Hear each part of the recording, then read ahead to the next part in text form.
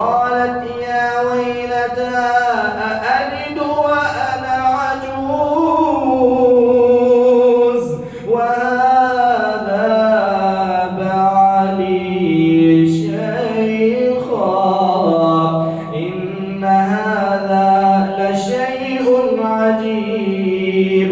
قالوا أتعجبين من أمر الله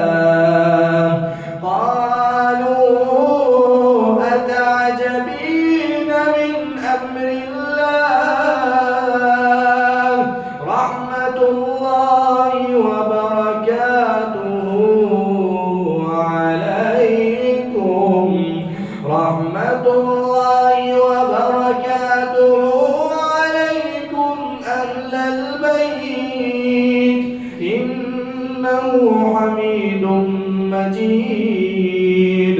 فلما ذهب عن إبراهيم الروع وجاءته البشرى يجادلنا في قوم لوط إن إبراهيم